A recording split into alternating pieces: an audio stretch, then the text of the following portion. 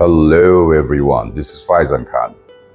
একটা ছেলে একদিন, বাচ্চা ছেলে স্কুল থেকে এসে তার মাকে বলল, মা আমি কাল থেকে স্কুলে যাব না। মা শুনে খুব কষ্ট পেল কথাটা। কেন বাবা তুমি স্কুলে যাবা না? কারণ মা সারাদিন মানুষের বাসায় কাজ করে বাচ্চাকে স্কুলে পড়াতো। কারণ তার কোনো হাজবেন্ড ছিল না, সে একা থাকতো বাচ্চাকে নিয়ে। তো ছেলেটা বলল যে মা আমি যাব না, কারণ আমাকে স্কুলে সবাই তোমার চেহারা নিয়ে আমাকে সবাই হাসি ঠাট্টা করে। আমি স্কুলে যাব না। কারণ মার একটা চোখ ছিল না। তো মা তখন ছেলেটাকে বলল যে বাবা তুমি এখন অনেক ছোট, তুমি কোনো রকম একটু সহ্য করো, যখন তুমি বড় হয়ে যাবা তখন তুমি আমাকে ছেড়ে দূরে কোথাও থেকো, তখন আর তোমার কষ্ট হবে না। তো মা সান্ত্বনা দিয়ে ছেলেটাকে বুঝালো। বা যত দিন দিন বড় হচ্ছে ছেলেটা, মার জন্য অনেক ঘৃণা তার ভিতরে জন্মানো শুরু করলো। সে সেইখান থেকে আরেক শহরে গেল পড়াশোনা করতে। মা তার যত জমানো টাকা ছিল তার ছেলের পড়াশোনার জন্য তাকে পাঠানো হলো। সেই জায়গা দিয়ে শহরে গিয়ে সে পড়াশোনা করা শুরু করলো। সে আস্তে আস্তে আরো বড় একটা মানুষ হয়ে গেল।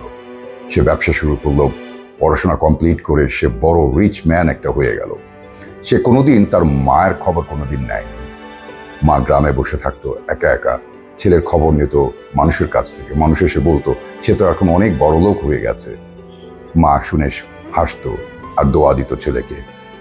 বাট একদিন হঠাৎ করে মা খবর পেল যে তার ছেলে বিয়ে করছে। মা খুব কষ্ট পেল।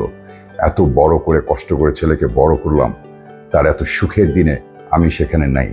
মা কষ্টটা সহ্য করে নিল। কিন্তু তারপরও বড় কথা হলো, ঠিক 1 থেকে 1.5 বছর পরে যখন মা আরেকটা খবর পেল যে তার নাতি হয়েছে, মা আর সহ্য করতে পারলো না। মা তখন ইচ্ছা হলো যে আমি আমার ছোটবেলার সে ছেলেটাকে দেখতে যাব, আমার নাতিকে দেখতে যাব। আমার ছেলেটাও ঠিক এরকমই ছিল ছোটবেলায়। মা গ্রাম থেকে বের হয়ে ছুটে গেল শহরের দিকে। খুঁজে খুঁজে ছেলের বাসা বের করলো। বাসা বের করে যখন বাসার সামনে গেল, সেখানে সিকিউরিটি গার্ড ছিল। বড় লোকের বাসায় তো কোনোদিন ঠিক মতো তাকানো যায় না, যাওয়া যায় না ভিতরে। তো সিকিউরিটি গার্ড বলল আপনি ভিতরে যেতে পারবেন না, কারণ আমাদের এখানে সবাইকে বলা আছে এই চেহারার কোনো মহিলা যদি এখানে আসে তাকে যাতে ভিতরে ঢুকতে না দেওয়া হয়। কত হাই লেভেলের ঘৃণা তার ছেলের ভিতরে মার জন্য। আল্লাহ যেন এরকম কোনো ছেলে মেয়েকে এরকম না করে, মা বাবার জন্য এরকম ঘৃণা যাতে না হয় কোনো বাচ্চাদের ভিতরে। মা সহ্য করে কথাটা শুনলো। শুনে সে বেঞ্চের সামনে বসে রইল। বাড়ির সামনে একটা বেঞ্চ, ওই বেঞ্চে বসেছিল। সন্ধ্যা হয়ে গেল, রাত হয়ে গেল, সেখানে বসে রইল। 1 দিন বসে রইল, 2 দিন বসে রইল। মা আর পারলো না বসে থাকতে ওখানে। মা ওখান থেকে উঠে যাওয়ার আগে সেই সিকিউরিটি গার্ডকে একটা চিঠি দিয়ে গেল। বললো বাবা এই চিঠিটা আমার ছেলেকে তুমি পৌঁছে দিবা। মা চলে গেল ওখান থেকে মনে কষ্ট নিয়ে। সিকিউরিটি গার্ড সেদিন তার ডিউটিটা তাড়াতাড়ি শেষ হয়ে যাওয়াতে মালিককে সে চিঠিটা দিতে পারেনি। পরের দিন সকালবেলা মালিককে সে চিঠিটা দেয় সেই ছেলেটাকে। ছেলেরা যখন চিঠিটা খুলে পড়ছিল, লেখা ছিল বাবা এত ঘৃণা ভালো না। তুমি আজকে যেই জন্য আমাকে ঘৃণা করছো, আমি তোমাকে সেটার গল্প তোমাকে বলছি।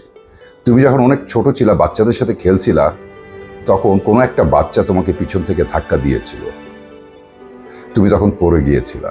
পড়ে গিয়ে তোমার চোখে তোমার ব্যথা পাও। তখন ডক্টরের কাছে নিয়ে যাই, ওই চোখের ভিতরে তোমার ঘা হয়ে গিয়েছিল এবং ওই চোখটা নষ্ট হয়ে গিয়েছিল। ডক্টর তখন বলল যে এই চোখ আর চলবে না, এই চোখ দিয়ে সে আর দেখতে পারবে না। মার বুক ভরা কান্নায় ডক্টরকে বলল যে ডক্টর সাহেব আমাকে যেভাবে হোক আমার ছেলের এই চোখ ঠিক করতে হবে। কি উপায় আছে চোখ ঠিক করার জন্য? বললো এখানে একটা চোখ দিতে হবে, যদি আরেকটা কেউ চোখ দেয় তাহলে আপনার ছেলে দেখতে পারবে। আমি 1 মিনিট তখন চিন্তা করি নাই, বাবা আমার চোখটা তোমাকে দিয়ে দিই। আজকে তুমি আমার যে চোখ নেই, যেটা নিয়ে তুমি আমাকে ঘৃণা করছো, কারণ ওই চোখটাই তোমার চোখে, তুমি ওই চোখ নিয়ে ঘুরছো। মা এই জন্যই বলি পৃথিবীতে ঘৃণা এত ভালো না। ছেলেটা যখন চিঠিটা পড়া শেষ হলো, তার পায়ের নিচ থেকে মাটি সরে গেল। সে দৌড় দিয়ে সে গাড়ি নিয়ে গ্রামে গিয়ে মাকে খোঁজার চেষ্টা করলো। মাকে খুঁজে যখন বাসায় গেল, সেখানে মা ছিল, কিন্তু সেটা মায়ের লাশ ছিল। ততক্ষণে মা মারা গেছে। মা যখন মারা যায় সবাইকে বলে গিয়েছিল, আমার ছেলে যদি আসে, কেউ এই ছেলে যদি আমাকে দেখতে আসে, আপনারা কেউ কিছু বলেন না তাকে। কিন্তু ছেলেটাকে গ্রামের সবাই তাকে ঘৃণা করা শুরু করলো এবং থুতু দেওয়া শুরু করলো যে এরকম একটা ছেলে কিভাবে হয়। একটা মা একটা বাচ্চাদের জন্য কত না স্যাক্রিফাইস করে। আমরা অনেক সময় ভুলে না জেনে মানুষকে ঘৃণা করি, আসল রিজনটা জানি না কেন আমরা ঘৃণা করছি। ওই পারের মানুষটার আসল কথাটাও আমরা জানতে চাই না।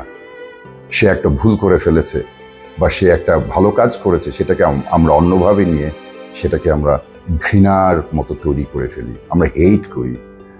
এই জন্যই সবসময় আপনাদের কাছে বলি, ফ্যামিলি মেম্বার্স অ্যান্ড এভরিওয়ান, যে কাউকে ঘৃণা করার আগে একবার চিন্তা করবেন আপনি যে ঘৃণাটা করছেন এইটার রিজনটা কি ভ্যালিড কিনা, এটা কি সত্যি রিজন কিনা।